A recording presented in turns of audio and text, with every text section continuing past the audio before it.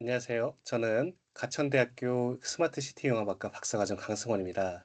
오늘은 비즈니스 프로세스 혁신을 위한 RPA 기술 동향 및 지능형 자동화 프레임워크 연구를 발표드리도록 하겠습니다. 공동 저자로는 한국에너지기술연구원의 김덕환 연구원님, 그리고 가천대학교 김종우 교수님께서 함께 해주셨습니다.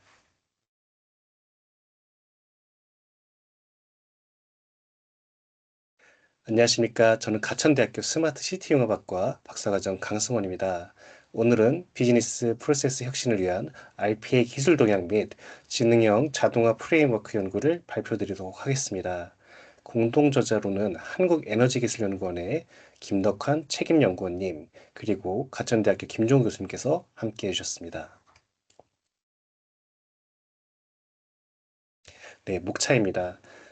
네, 본 연구의 내용을 요약해 드리겠습니다.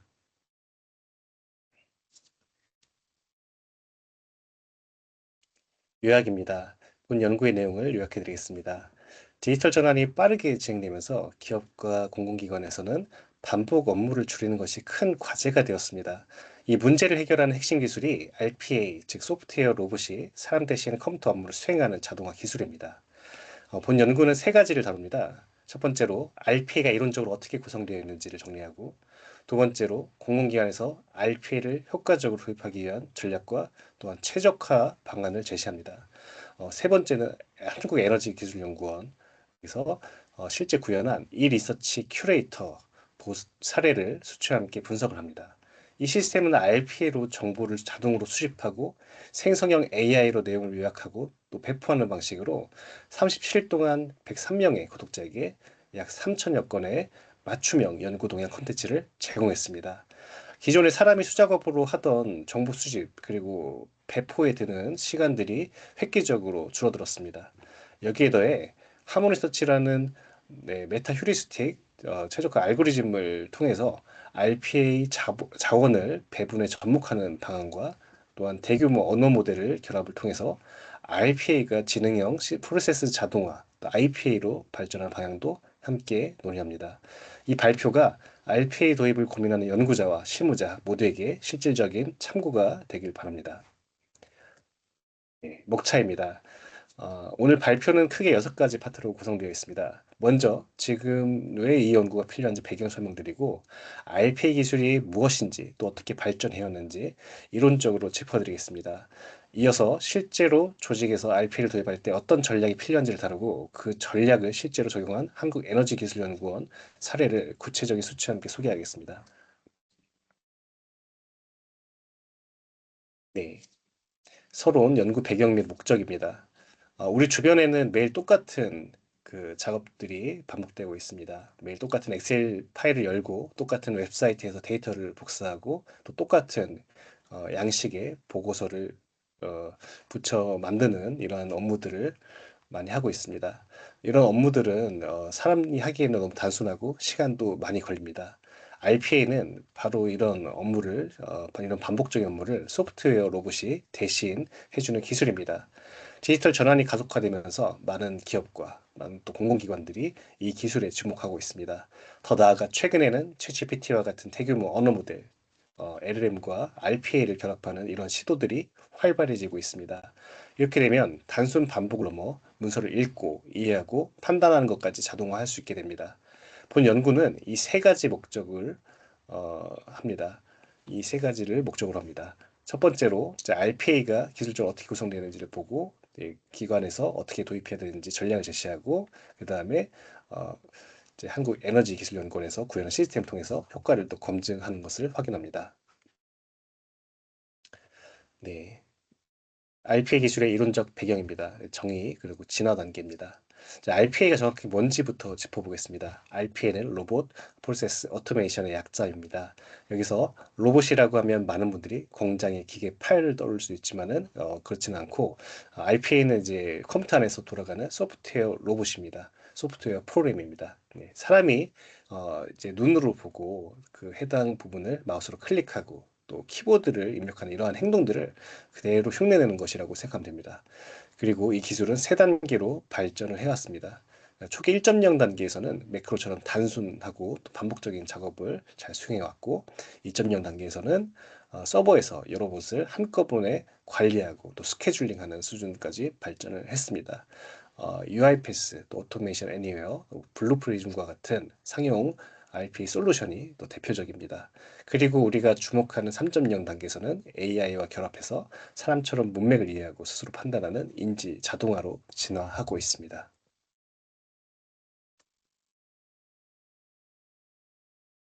네, RPA 기술의 이론적 배경, 네, 아키텍처 구성 요소입니다. 자, RPA 시스템이 어떻게 구성되는지 살펴보겠습니다. 이 상용 RPA 플랫폼은 세 가지 핵심으로 이루어져 있습니다. 첫 번째는 디벨롭먼트 스튜디오, 네, RPA 자동화를 만들어내는 그러한 도구가 있습니다. 네, 로봇을 설계하는 이런 도구입니다. 이제 코딩을 몰라도 이제 블록을 끌어다 놓는 드래그 앤 드랍으로 기능을 사용하는 방식으로 업무 흐름을 만들 수도 있어서 실제 업무를 담당하는 현업 담당자가 직접 자동화 로봇을 만들 수도 있다는 것이 큰 장점입니다. 로봇 자동화 이 자동화의 복잡도에 따라서 이렇게 간단하게 업무를 만들 수도 있고 또 복잡도가 높아지면 전문 이제 로봇 개발자가 이제 업무를 이 디벨롭먼트 스튜디오에서 로봇을 설계하고 또 만들어낼 수 있습니다. 네, 디벨롭먼트 스튜디오는 자동화 로봇을 설계하고 만들어내는 그런 어, 것이라고 생각하시면 되겠습니다. 두 번째는 이제 실행 보시입니다. 설계된 대로 실제 업무를 수행하는 보시입니다.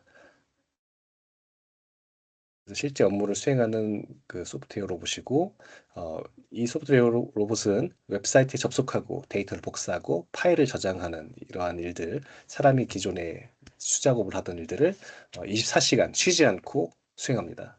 세 번째는 오케스트레이터입니다.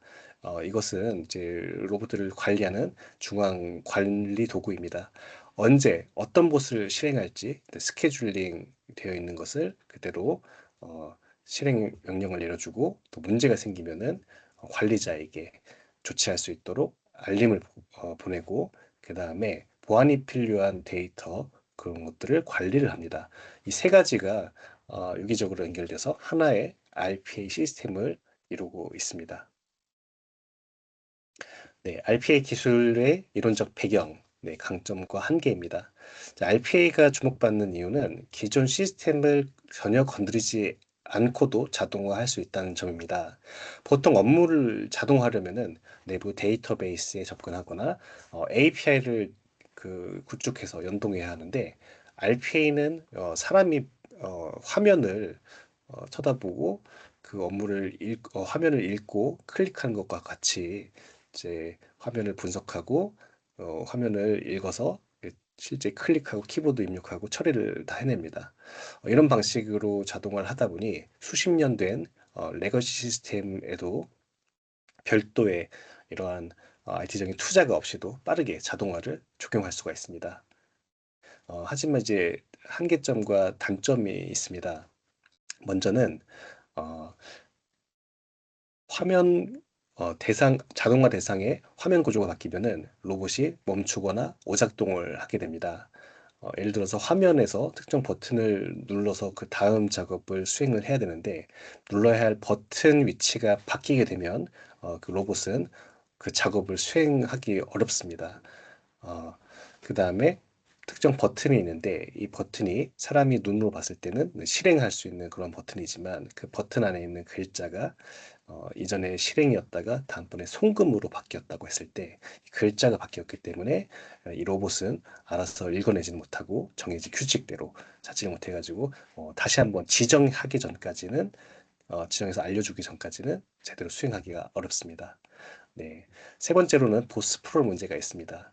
네, 거버넌스 문제인데요. 각 부서에서 혹은 또 각 개인들이 제각각 자동화 로봇을 만들어서 사용하다 보면은 이제 관리가 되지 않고 또 중복이 생기고 충돌이 일어날 수 있다 하는 문제입니다. 이러한 문제들을 극복하기 위한 이제 방안으로 AI와 결합을 한 그 지능형 프로세스 오토메이션 IPA가 이제 있을 수 있고 여기에 대해서는 다시 이어서 다루도록 하겠습니다.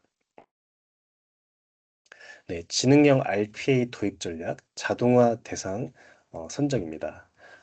이제 RPA를 이제 구축하고 이렇게 도입을 할 때 가장 먼저 해야 할 것은 어떤 업무를 자동화할 것인지 정의하는 것입니다. 네, 선정하고 그런 부분들인데 모든 업무가 RPA에 적합한 것은 아닙니다. 네, 자동화에 적합하지 않은 업무를 자동화하려고 하면은 오히려 더 복잡해지기도 하고 하여 이제 적합한 업무를 고르는 기준이 이제 필요하고 그 기준을 네 가지로 보여드리고 있습니다. 먼저는 그 자동화 대상은 이제 처리량이 많아야 됩니다. 하루에 한 번 하는 일이라면 굳이 어, 자동화 로봇을 만들 필요가 없을 것입니다. 두 번째는 이제 규칙이 명확해야 됩니다. RPA의 동작 특성상 이 경우에는 이렇게 수행이 된다라는 정해진 규칙이 딱 떨어질 수 있는 그런 명확한 규칙이 필요합니다. 세 번째는 절차가 표준화되어 있어야 합니다.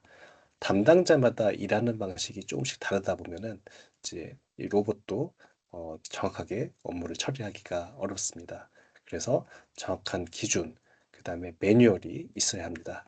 네 번째로는 디지털로 입력되는 데이터여야 합니다.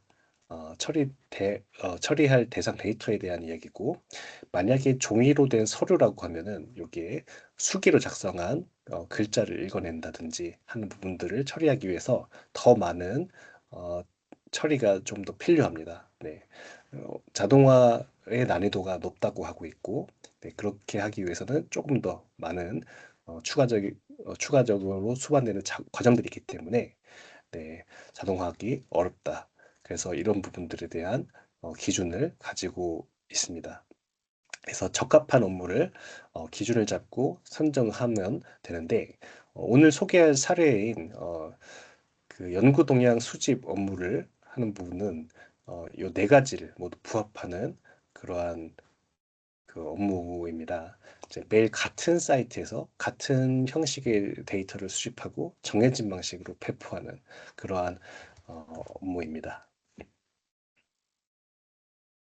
지능형 RPA 도입 전략 하모니 서치 최적화입니다.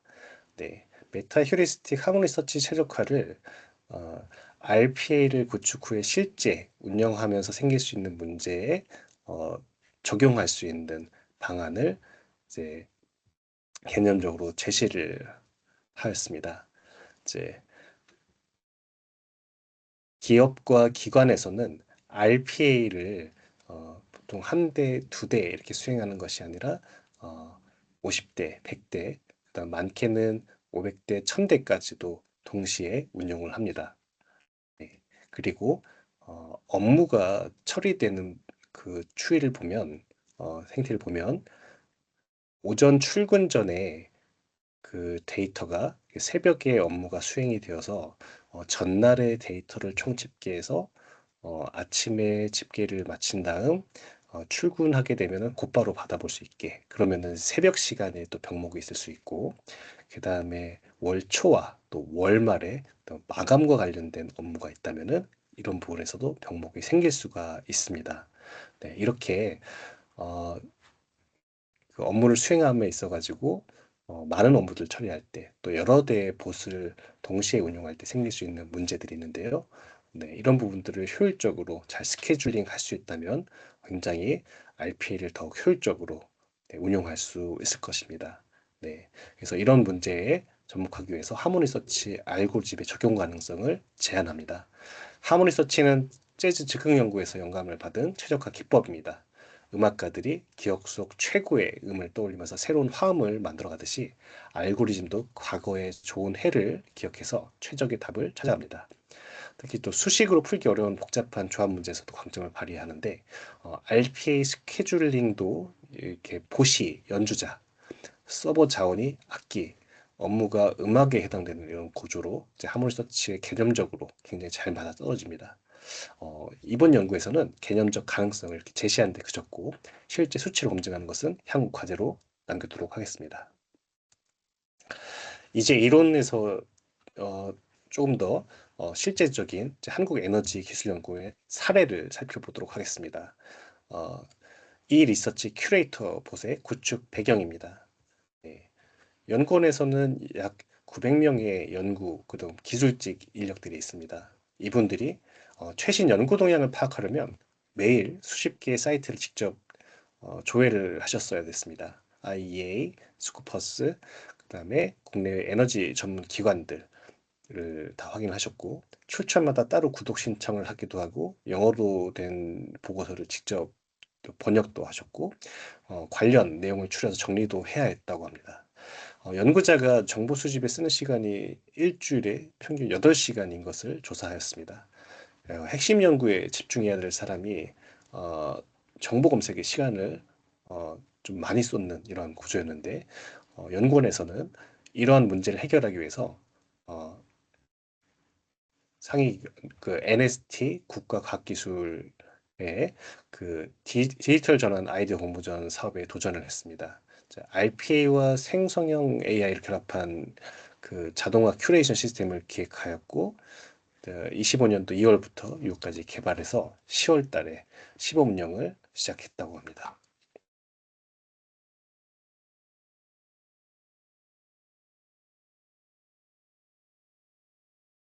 네, 사례 연구입니다. 이 리서치 큐레이터 봇 이것의 구축 배경입니다. 어, 이론을 살펴봤고 실제적인 사례를 살펴봅니다. 한국에너지기술연구원에서는 약 900명의 연구 기술직 인력들이 계십니다. 이분들은 최신 연구 동향을 파악하기 위해서 매일 수십 개의 사이트를 직접 조회하고 계십니다. IEA, 스코퍼스, 국내 에너지 전문 기관들 출처마다 따로 구독 신청하고 영어로 된 보고서를 직접 번역하고 또 관련된 내용을 추려 정리하셨습니다. 연구자가 정보 수집에 쓰는 시간이 일주일에 평균 8시간으로 조사가 되었고 어, 이때 판단했을 때 핵심 연구에 집중해야 할 시간이 어, 좀 더욱 필요할 텐데 정보 검색에 시간이 낭비되는 구조라고 인식하였습니다. 그래서 이 문제를 해결하기 위해서 어, NST 디지털 전환 아이디어 공모전 사업에 도전을 했고 RPA와 생성형 AI를 결합한 큐레이션 시스템을 기획하여 25년 2월부터 6월까지 개발했고 10월에 시범 운영을 시작했습니다. 시스템이 어떻게 동작하는지 이제 파이프라인을 따라가면서 설명드리겠습니다. 아침마다 이제 RPA, 네, 마이크로소프트사의 파워 오토메이트 프로 데스크탑 PAD라는 이런 프로그램이 있습니다. 이런 솔루션, RP 솔루션이 자동으로 실행을 해서 9개의 정보 소스를 이제 순서대로 조회하면서 정보를 취합합니다. 새로운 논문, 보고서, 뉴스 정보를 수집하고 어, 빅카인즈와 스코퍼스는 공식 API를 통해서 또 나머지 7개는 웹 스크래핑 방식으로 데이터를 수집합니다. 수집된 정보는 4단계로 이제 필터링을 거치고 오늘 새로운 올라온 것인지 신규성을 먼저 확인하고 에너지 분야와 관련이 있는지 도메인 필터링 한 다음 그다음에 중복 콘텐츠를 걸러내고 또 마지막으로 각 구독자의 관심사와 얼마나 맞는지를 계산을 해냅니다. 이 마지막 단계가 이제 핵심입니다. 그래서 이게 단순하게 이제 키워드가 일치하는 걸 찾는 게 아니라 오픈 AI의 그 인베딩 API로 구독자의 관심사와 컨텐츠를 이제 각각 그 수백 차원의 벡터로 변환을 한 다음 코사인 유사도를 계산해서 의미적으로 관련 있는 콘텐츠를 선별하고 그 콘텐츠를 이제 선별된 콘텐츠로 생성형 AI가 이제 영문이면 외국어면 한국어로 요약을 해서 또 각 구독자의 맞춤형 으로 정보를 준비한 다음 이메일로 자동 발송을 합니다. 네. 그래서 그 시범 운영 성과입니다. 37일간 시범 운영 기간 동안 103명의 구독자에게 약 3천여 건의 맞춤형 콘텐츠를 제공했습니다. 네, 하루 평균 네, 80여 건이 넘는 이제 콘텐츠가 자동 생성되고 또 발송이 되었습니다. 어, 이제 모든 것이 자동으로 이루어졌고 또 경제적인 효과도 다음과 같습니다. 네. 그래서 그 시스템 구축 예산은 이제 2천만 원이었는데 투자 대비 효과가 250배가 넘는다는 계산 결과가 나왔습니다. 네, 추정치이고 이런 시스템의 가능성을 또 보여줄 수 있는 수치입니다. 그리고 이 과정 중에서 이제 법무법인 검토가 있었습니다. 네, 자세하게 조금 이따 한 번 더 말씀드릴 텐데 데이터를 이제 스크래핑 또 취합해 올 때 이제 저작권 문제를 이제 검토를 했습니다. 이제 로봇상을 이제 금지하는 IEA, 아이레나 이러한 사이트들은 제외를 한 것이죠. 그래서 검토를 통해 가지고 이렇게 제외하고 그래서 대상을 이제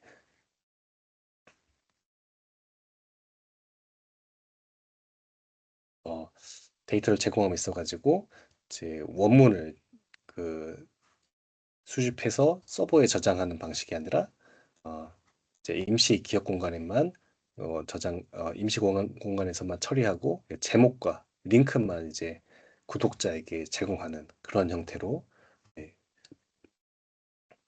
되어 있습니다. 네, 지금 보시는 그림은 이제 이 리서치 큐레이터 봇의 전체적인 시스템 아키텍처입니다. 크게 세 가지 파트로 구성되어 있고 왼쪽이 외부 정보 소스, 가운데가 이제 컨텐츠 수집하고 이제 메일링하는 메일을 발송하는 부분이고 오른쪽으로 구독자 정보 수집 파트입니다. 그래서 오른쪽에서 구독 신청이 이제 들어오면 이제 왼쪽에서 정보가 이게 수집이 된 다음 가운데서 이제 처리되고 다시 그 구독자에게 결과를 제공하는 그러한 순환 구조입니다. 왼쪽부터 보시면은 정보 소스가 네, 최초 12종이었으나 법무 검토를 통해서 IEA, 아이레나, 외교부 이 세 곳이 로봇 사용을 아까 제가 말씀드린 대로 명시적으로 금지하고 있다는 것을 확인하여 제외를 하고 나머지를 그 초기 설계한 거에서 세 가지를 빼고 최종 운영을 했습니다. 그래서 점선 표시된 부분이 이제 제외된 곳이고 나머지 것들은 이제 비카인즈 언론지능재단 API, 그다음에 논문은 스쿠퍼스 API, 보고서, 아티클, 웹스크래핑 방식으로 수집을 합니다. 이제 가운데 이제 RPA가 수행되는 핵심 파트이고 이제 RPA가 이제 동작을 해서 예약 시간이 되면 자동으로 시행이 돼서 위에서 아래 순서로 진행이 되면서 데이터의 정보를 수집하고 필터링을 거치고 그 신규성 필터링, 이제 이미 수집한 적이 있는지 확인 먼저 하고 그 다음에 중복성 필터링에서 새로운 정보들에서 이게 어, 유사한 것을 판단하는 것입니다. 예, 특종 기사라고 하면은 하나의 뉴스이지만 여러 언론사가 이제 보도하는 경우가 있으니까 이런 부분들을 가려내기 위한 작업입니다. 세 번째로 이제 관련성 필터링. 예, 그래서 구독자의 관심사를 받아서 그것들을 수입 정보와 인베딩 벡터로 해서 코사인 유사도를 계산한 다음에 관련성 높은 콘텐츠만 선별해서 제공하는 이런 내용들이 있습니다. 그 다음에 이제 선별된 정보가 이제 수집 정보 DB에 저장이 되고 생성형 AI API를 통해서 요약문이 만들어지고 구독자별 맞춤형 정보가 이제 메일로 발송이 되는 것입니다. 이 전체 과정이 주기적으로 계속 반복이 되고 어, 역시 오른쪽 파트가 이제 구독 신청을 받는 창구입니다. 네. 그래서 외부 페이지와 내부 관리자용 페이지도 분리되어 관리되고 있습니다.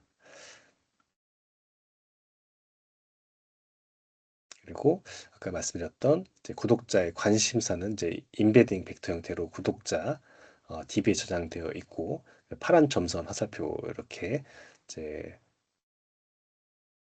네, 가운데 파트에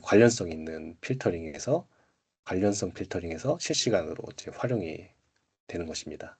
네, 그래서 최종 결과와 같이 이제 데이터를 제공했습니다. 시범 기간 운영뿐만 아니라 현재도 잘 운영이 되고 있고 내용을 확대해서 한번 보여드리겠습니다. 먼저는 이제 아래쪽에 이제 Gmail 이렇게 보실 수가 있는데요. 네, 메일이 매일매일 제게 메일을 보내주고 있는 내용입니다. 다음으로 한번 넘어가 보겠습니다. 네, 메일은 이제 길게 데이터를 제공하고 있는데 그 부분을 잘라서 확대하여 조금씩 살펴보도록 하겠습니다. 에너지 기술 관련 최신 동향 보여주고 있고 관심 분야가 이제 그 남색으로 띠 형태로 나와 있는데 여기에 제가 적었던 키워드가 관심 있는 키워드가 적혀 있습니다. RPA 최적화 하모니 서치입니다. 그래서 이 서치를 이제 인베딩해서 처리를 한다는 내용입니다. 그리고 그 다음에 첫 번째로는 이제 뉴스를 보여주고 있고 그 다음에 페이퍼, 그 다음에 아티클, 그다음에 마지막은 푸터까지 해서 이렇게 메일로 제공을 매일매일 해주고 있습니다. 굉장히 유용하게 잘 사용하고 있습니다. 네, 네, 여기까지 이제 연구원의 사례를 살펴보았고 어, 이제 이 사례가 이제 보여준 것은 RPA가 AI와 결합했을 때 훨씬 더 강력하게 동작한다는 것을 알 수가 있었습니다. 이번 지능형 자동화로의 전이, 그다음에 LLM 플러스 RPA로 지능형 프로세스 오토메이션을 소개하는 장표인데요. 이제 기존 RPA가 이제 제공하는 가치고 있지만은 어, 거기서 한계점으로 보여주었던 내용들 그리고 특히 또 정해진 형식의 데이터만 다룰 수 있었던 이런 부분들을 LLM을 통해서 이제 좀 더 추가적으로 강력하게 할 수 있는 부분들을 보여드리고 있습니다. 먼저는 첫째로 문서의 내용을 이해하고 요약할 수 있게 됩니다. 영어 보고서를 읽고 한국어로 핵심만 정리하는 것, 지금 이 시스템이 하는 일입니다. 음,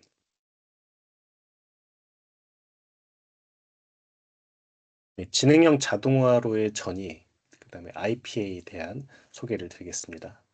이제 연구원의 사례가 보여주는 것은 RPA도 가치를 가지고 있고, 그다음에 계속 네, 지능형 자동화로의 전이입니다. 네. 앞서 이제 연구원의 사례가 보여주는 것은 RPA가 혼자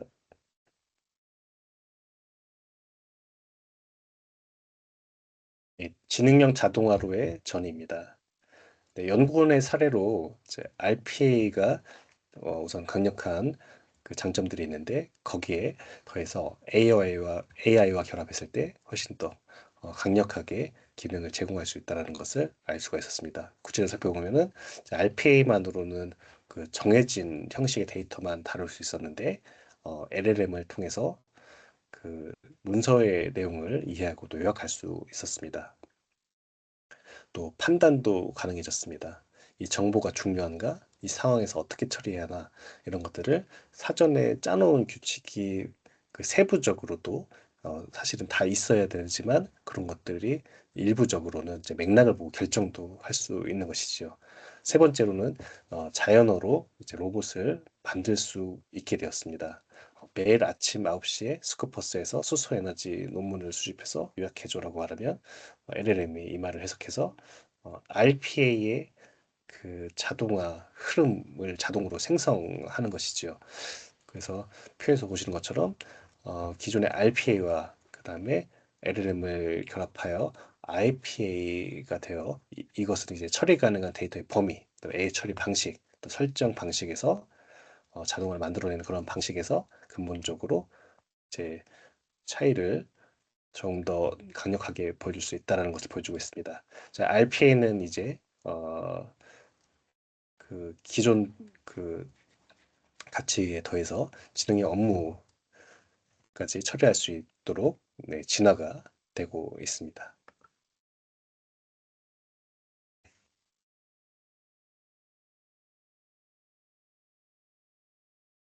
네, 미래 전망과 리스크입니다.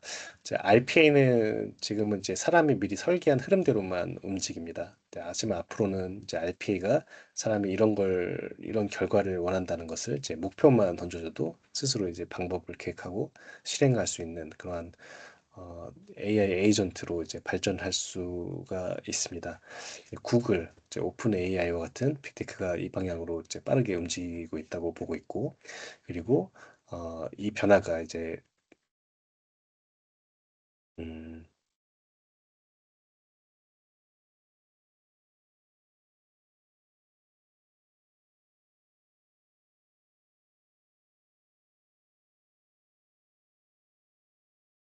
네, 미래 전망과 리스크입니다.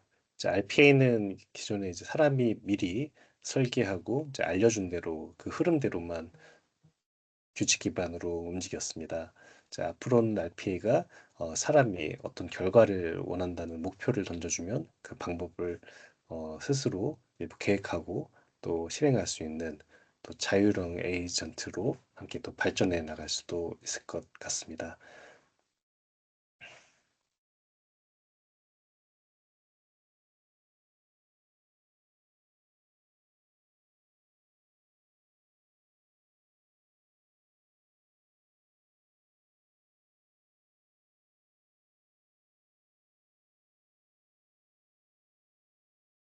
지능형 AI, 미래 전망과 리스크입니다. RPA는 이제 사람이 미리 설계한 흐름대로만 규칙 기반으로 수행을 했습니다. 앞으로는 RPA가 사람이 어떠한 결과를 원한다고 목표를 던져주면 스스로 그 방법을 찾아가지고 계획하고 또 실행할 수 있는 그러한 자율형 AI 에이전트로 발전할 수 있습니다. 어, 그래서 이제 연구원의 사례에서 이제 사내 전용 이제 프라이빗 LLM을 이제 기반으로 해서 시스템을 구성했는데요. 기업의 이제 내부 데이터가 외부 AI 서비스처럼 이렇게 외부 AI 서비스로 유출되는 것은 이제 데이터의 이제 거버넌스,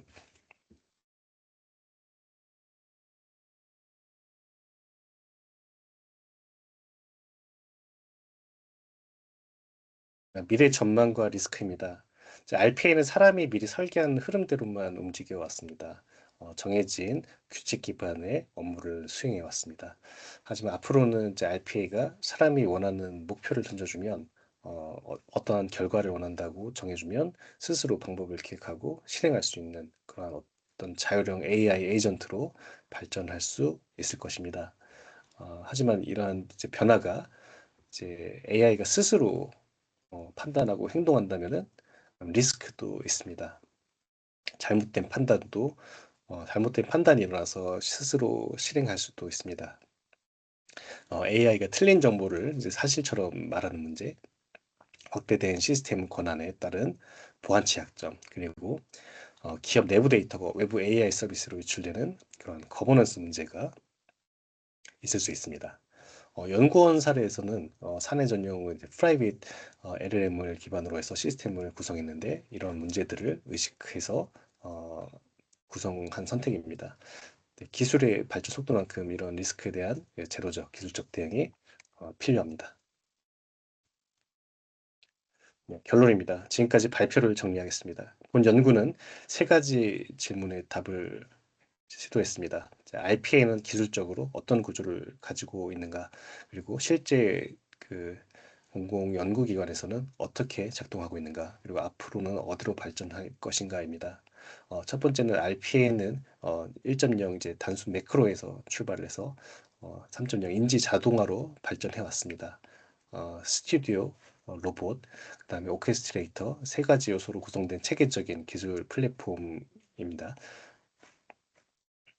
결론입니다. 지금까지 발표를 정리하겠습니다. 본 연구는 세 가지에 대해서 살펴보았습니다. 먼저 RPA는 기술적으로 어떤 구조를 가지고 있는가, 그 다음에 실제 사례에서 어떻게 작동하고 있는가, 그리고 앞으로 어떻게 발전할 것인가입니다. RPA는 이제 단순 매크로에서 출발해서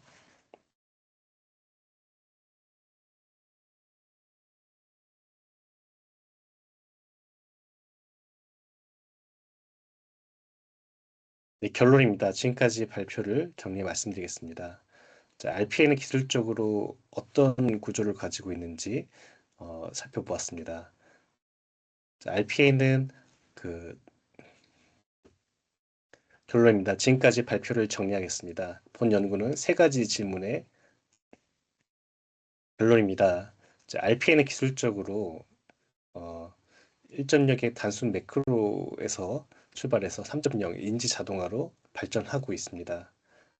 스튜디오, 봇, 오케스트레이터 세 가지 구성 요소로 구성되는 체계적인 기술 플랫폼입니다.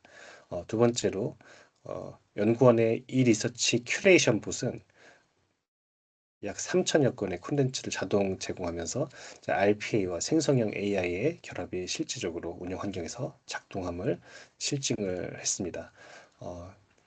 그리고 세 번째로 하모니 서치 알고리즘을 통해 자원 스케줄링 최적화는 향후 연구로 이제 실증할 과제입니다. 또한 LLM과의 결합은 RPA를 단순 도구에서 단순 자동화 도구에서 지능형 파트너로, 지능형 에이전트로 바꿔나가고 있습니다. RPA는 이제 더욱 발전하여 반복 업무의 시간을 빼앗기고 있는 모든 기업과 기관, 이런 조직들의 실질적인 해법이 될 수 있습니다. 이상으로 발표를 마치겠습니다. 감사합니다.